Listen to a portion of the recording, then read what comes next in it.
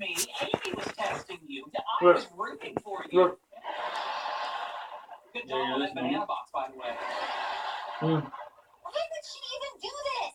Well, she's been conducting an experiment on apes where they're given various puzzles to solve. I was surprised at the complexity of the puzzles and thought some humans wouldn't be able to solve them. That's when Amy said, want to make this interesting. Make this interesting? You bet money on me? Well, no. We designed an experiment involving you. But now, isn't that interesting? It's not interesting. It's incredibly insulting. Okay, maybe this will help. Imagine you're holding a pen.